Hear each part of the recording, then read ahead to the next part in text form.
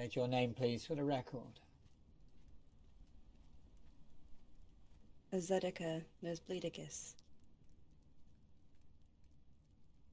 And do you understand the nature of your crimes and why you are on trial? Yes, I do. Very well. Advocate Maroon, you may question the witness.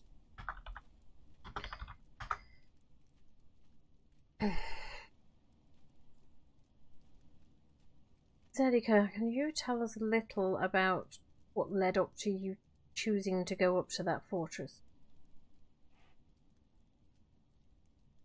Yes. There was a lot of events, I think, but the most recent was I heard whispering in my ears for a while.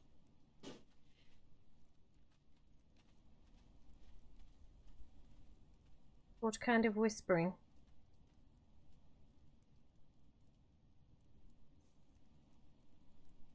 Well, whispering of...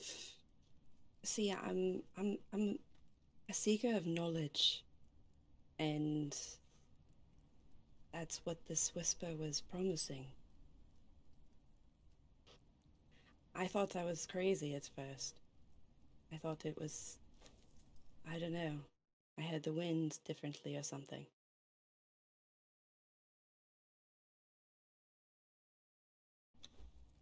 But it promised knowledge.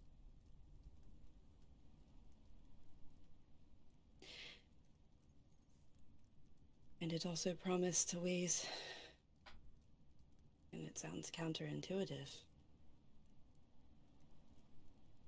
of keeping you all safe.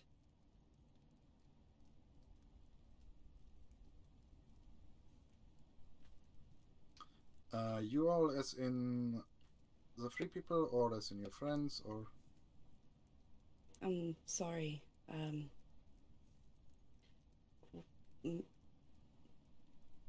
many of you here, all of you. I went with the intentions of keeping my friends safe.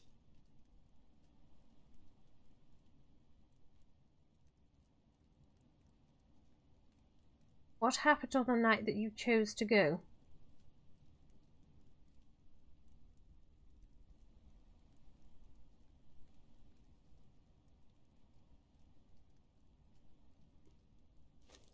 The nights I chose to go? Well, the day before, there was some kind of attack, was there not? Can you tell us about it?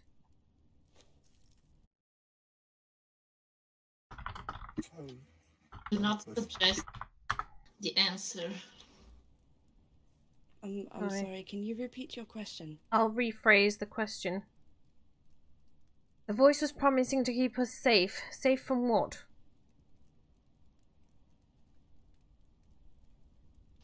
Safe from what's coming?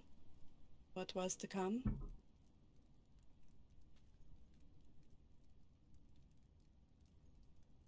And did it give you any indication as to what that would be? Yeah, actually, I was told that, demon hordes would descend. And,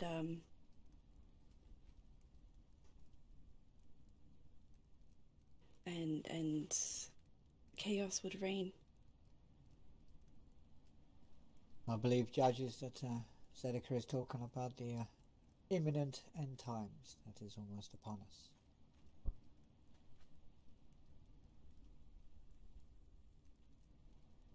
And so you left to keep everybody safe, is that what you're telling us?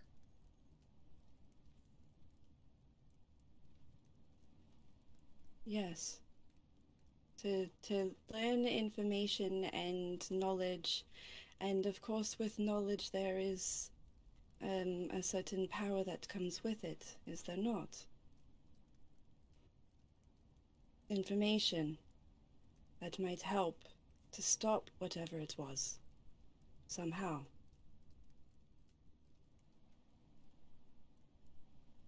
And once you arrived at the fortress, what then?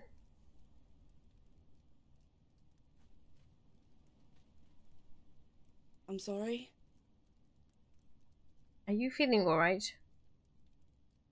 Yes, yes. Once you arrived at the fortress, what happened next?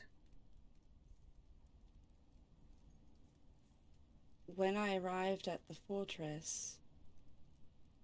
Oh... It was very strange. Very uneasy. I arrived on a balcony in front of two sets of large double doors, and I believe on either side there were statues of of demon, blood god. They were everywhere inside. The entire place was lit red. We walked in. The doors sort of just opened when I arrived by themselves, and I walked in. And I sort of wandered around, looking about, and found some stairs and started walking up them. I was then greeted by someone in a full face mask and wearing sort of like robes and chains. They did not speak to me, but I was beckoned to follow them. When I did, we went up another set of stairs, and I saw what I later came to find out was what was the altar of the blood god, where the skull throne would sit eventually. And we passed it and went up two other sets of stairs until I was taken to a very nice bedroom. And there I sat and waited for a while.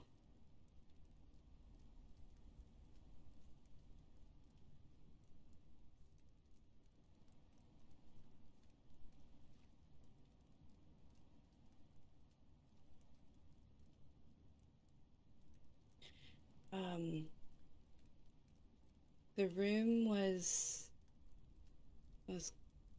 everything was red lit, but the rugs were red, the curtains were red, even the bedspread was red.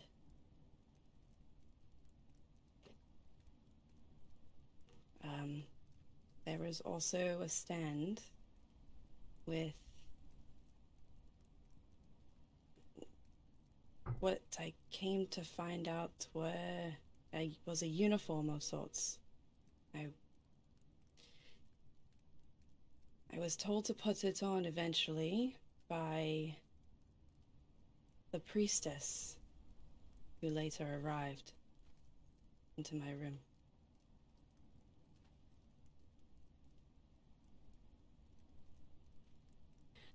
Should I continue? Please do. There's quite a lot of information. Maybe we should stick to the more relevant questions. Yes. We all have seen the inside of the fortress. We know very well what it looks like.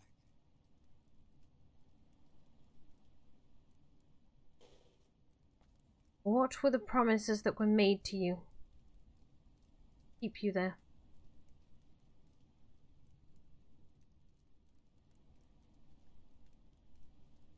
Well, see, the thing is, when I got there, I don't know, something... I was uneasy, but I also felt strange and not... just different. That's not an answer. I am answering. Please let the witness speak. You'll have your chance to question her. I was promised knowledge and power.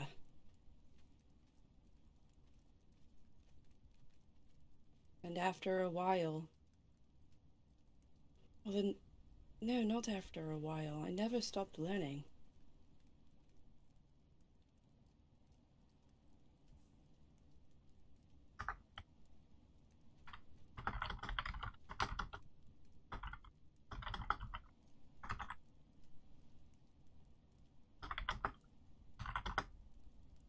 I was lured there, not really lured, but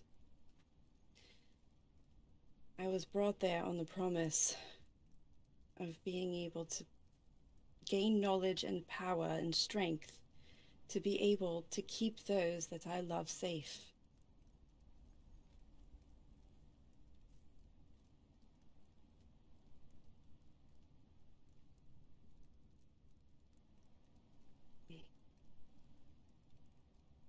When did that change? When did they start making demands of you?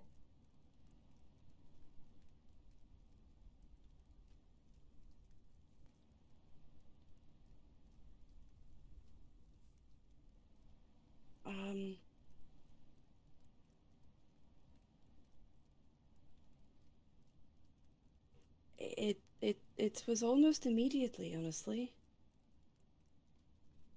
It was done so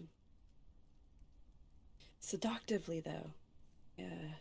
The best word I can describe it, I guess. And yet, terrifyingly. I shall return.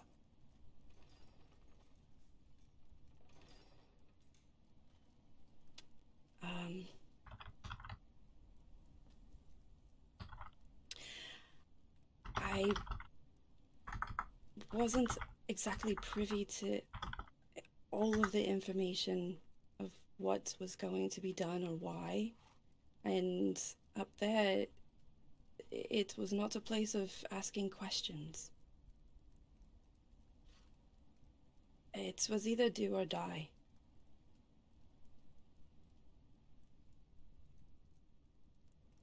Did you have any opportunity for escape?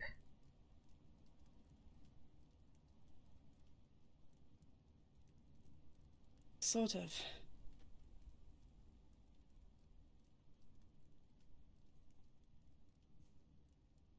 I mean, literally, I could have run away. But there is no escape, really.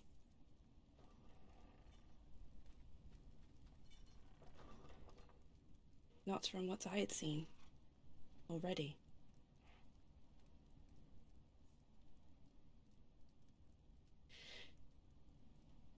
You have to understand that when the final straw for me to go up there, the fact that I saw some strength was there was a werewolf terrifying our land, the place where myself, Malachi, Savea, and Devin lived.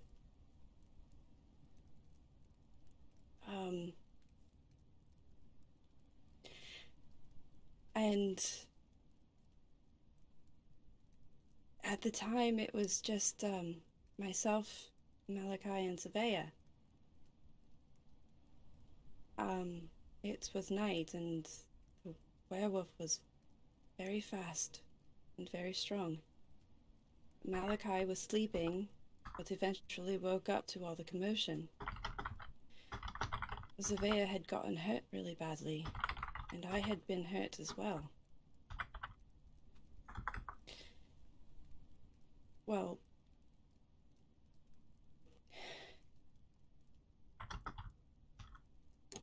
Malachi, when he got up, he ran out trying to chase down the beast, but I was inside tending to Savea. After a while, I did not hear Malachi anymore either. I yelled for him, but he was either too far away, so he did not hear me.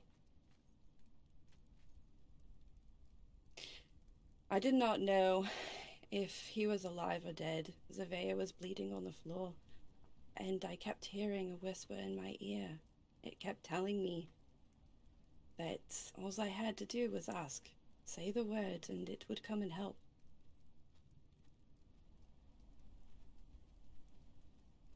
It seemed like a hopeless situation, and the beast was literally at our door.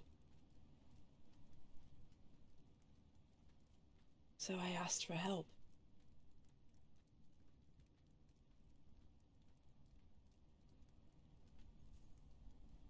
That was when I saw strength, the power to protect.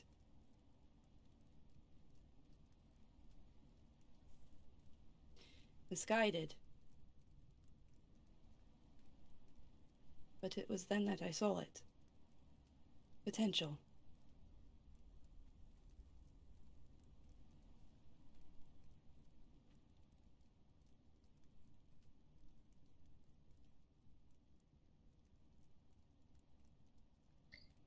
Can you tell us more about what happened to Miss Scarlet?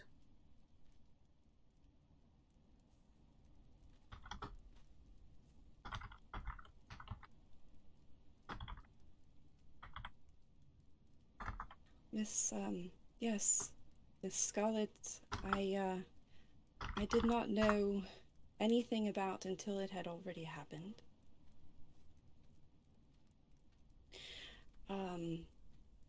The Herald told me that he caught her up north. And he told me what he did to her.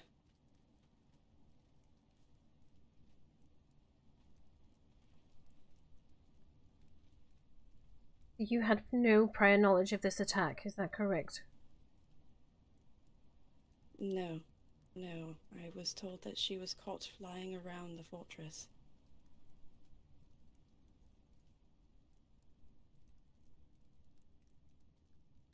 I was given no chance to give an order or anything like that. It just happened.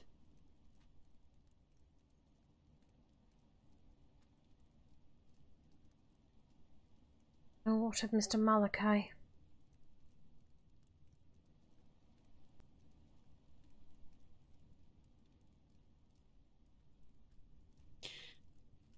What's about Malachi?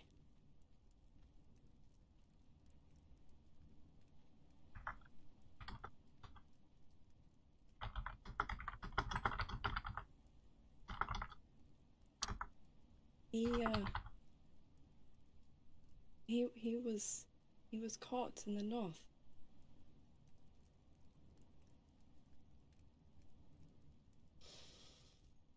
I think it was by the Herald. I came back and I found out that he was there and in a cell.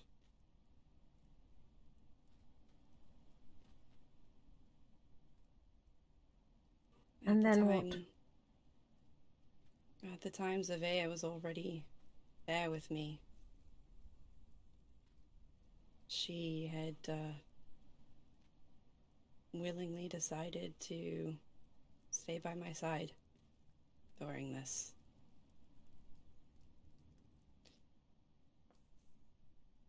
Well, we attempted to convince him to bend his knee as well. He refused. He was very honorable.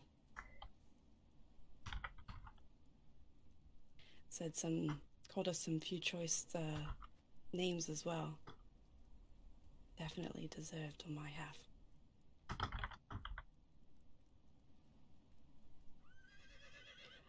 But he would not bend his knee.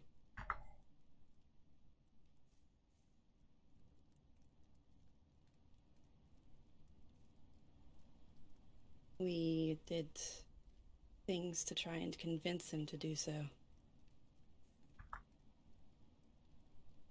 And even so, he refused.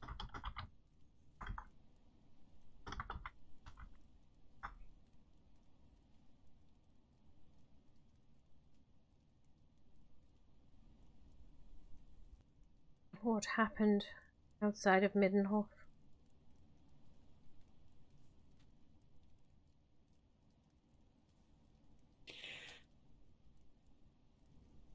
What happened outside of Middenhof? So,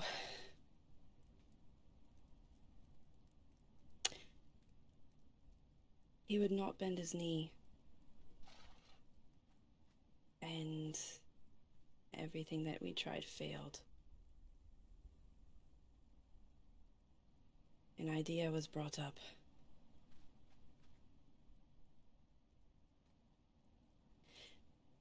And I'd make no excuses, but you must understand that at the time, I did not see things clearly either.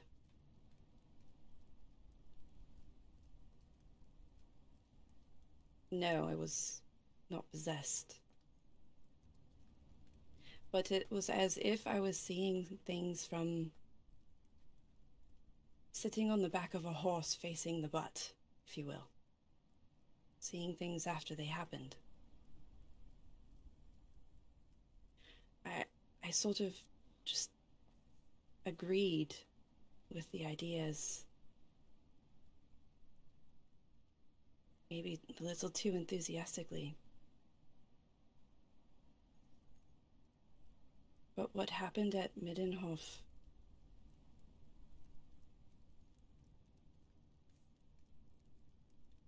it was one of the biggest mistakes that I'd ever made. And something in me saw that. Well, began to wake up anyway.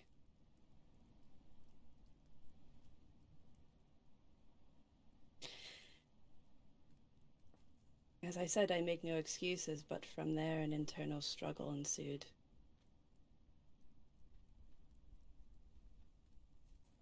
I finally made a choice. And saw a way, potentially. And Miss Surveyor?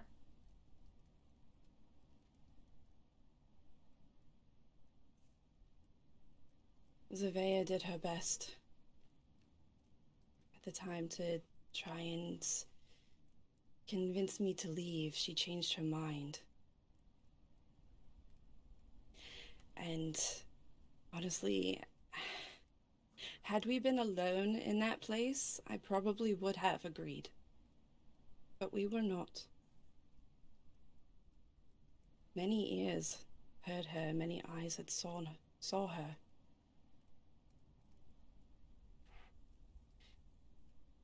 What they would have done to her because of this treachery. I do not want to think about it. They told me that either I had to take her life or they would. I did.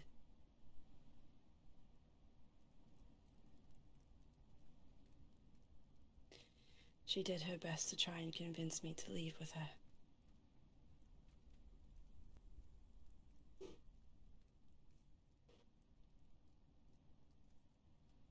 And instead I killed her. Telling us you killed her to save her a fate worse than that?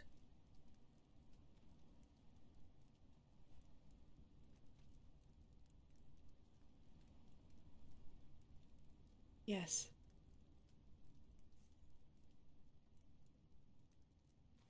What do you think they would have done to her?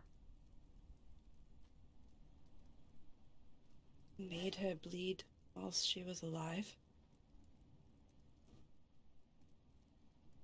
Terrible things.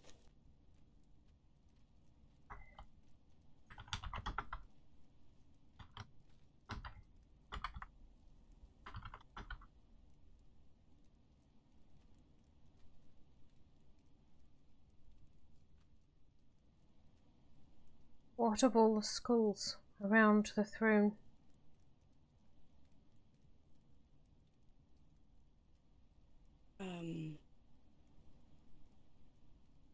The herald had told me that he followed me around and cleaned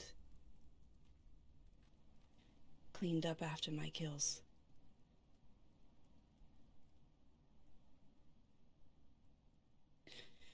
Those skulls were of the lives that I'd taken.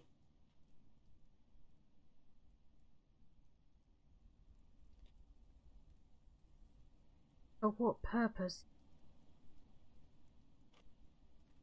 Power.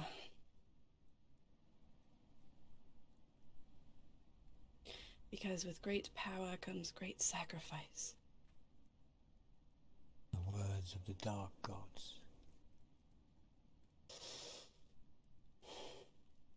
It was iterated and reiterated over and over.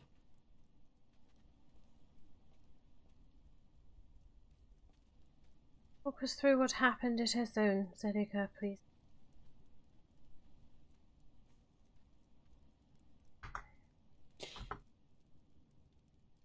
Yes, well, his son. By the time that his son had,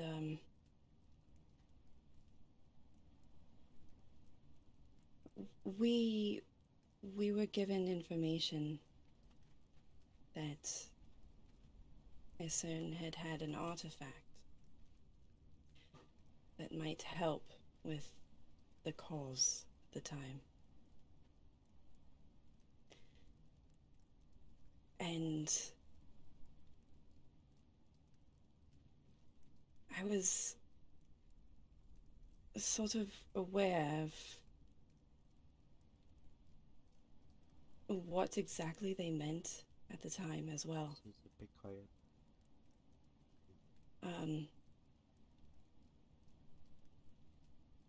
We went there to try and retrieve said artifact. But when the battle begun, and I saw what was happening,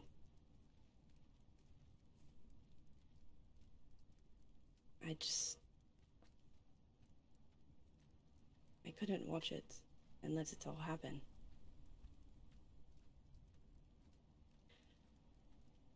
I decided to make a choice that I should have made a long time ago. Because I saw the Herald coming. And I knew how strong he was.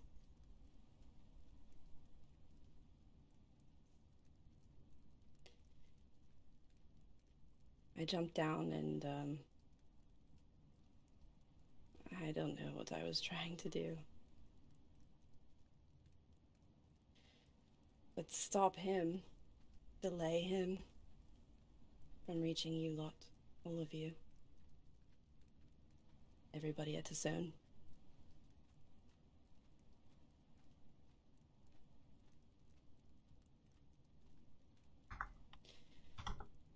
We fought. Words were sort of spoken, more or less. I was yelling at him. And then I thought I was, honestly, I thought I was going to die at that time. I just remember seeing a huge flash of light. And then I remember just waking up on the beach, naked. You didn't see what caused the light? No, I did not. But I later came to find out from Terra that it was caused by the Lady of the Lake. What have you been doing since you awoke on that beach, Zedica?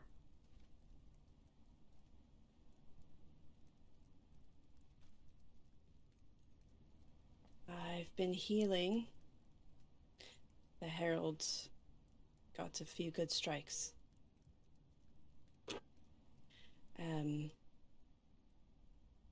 I've also been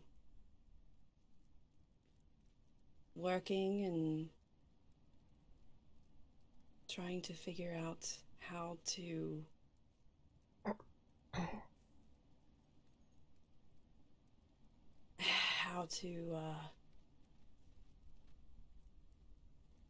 see, there's no right way of saying this, but because I will never be able to make amends entirely for things that have been done, but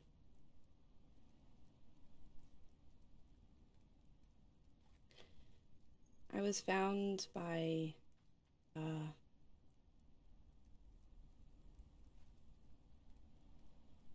he calls himself the commander. Gave me a bed to sleep and place to stay. And I healed, worked a little.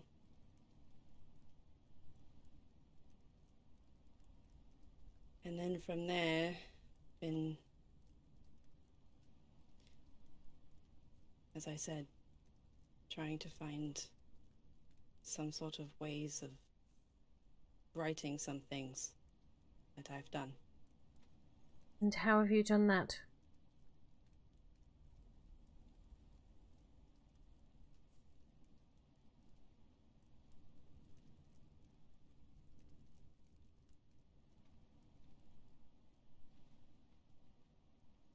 Well, as Tara said, I met with her, spoke with her, handed over that sword. Dreadful thing. Because she was the only one that I thought would be able to, you know, keep it safe and hidden.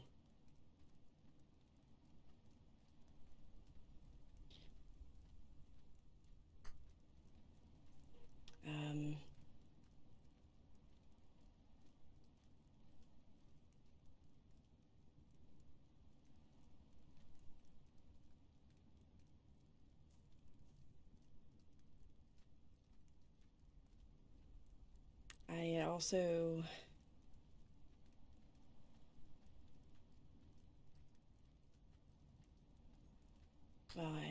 I'd also met this little man behind you over there by the name of Stitch. And when I was doing bad things for those of the North, I met him for the first time. And the encounter did not go well. We ended up, Zedica and I, burning his drum.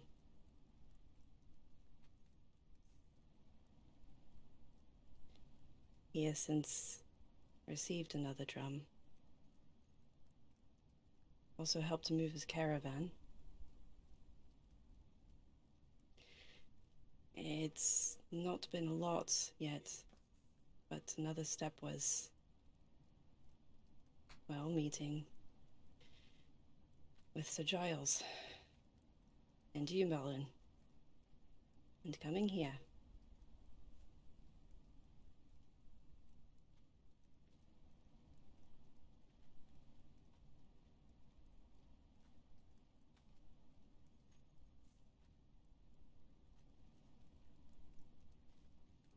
Is there anything else relevant that you think we need to know?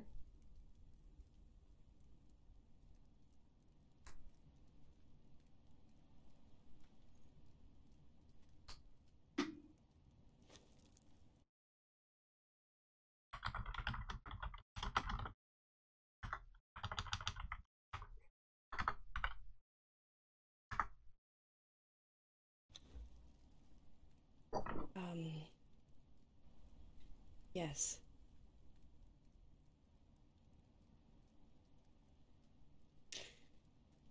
A pertinent piece of information. And it might help to explain some things, at least. I don't have all of it myself, the information, but for the explanation, that is. But what I do know, and there was one thing that I did learn up there, from Brianna, nonetheless.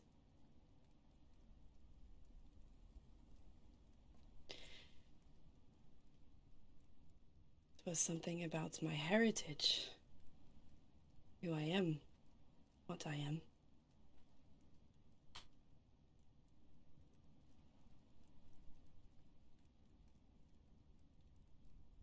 All these years, I thought that I was a human, entirely and utterly, fully. Nothing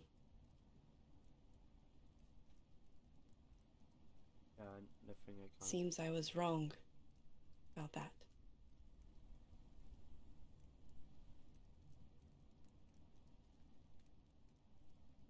And what are you? I'm getting there. Apologise, take your time.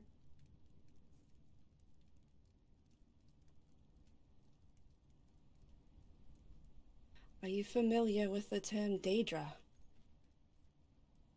I am. I don't think everybody else here is. I, for one, have not heard that name in this world.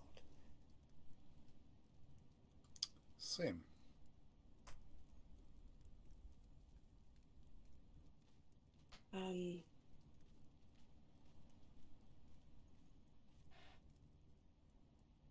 Yes, that's because there's another term for it here, I think. Or something similar, anyway. Perhaps not exactly the same.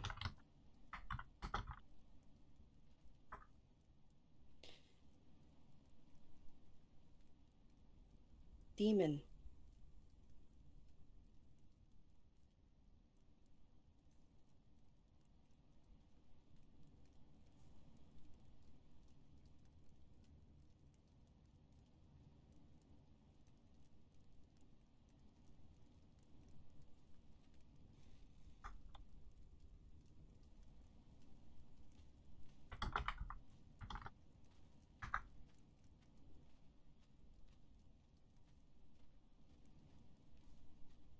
So you're part demon, is that what you're telling us?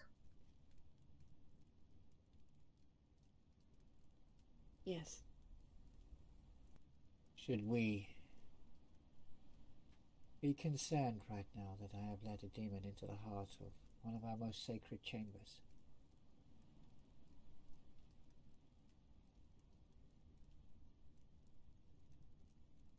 Not that I'm aware of. Very well. The power of the lady is very strong in this room. It would be very unwise to make rash actions, I would say. You're a witness, Forgive me for Mr. Zed. interrupting. I will be taken over from Master Zade. I have a few questions that I wish to ask. I will keep them short.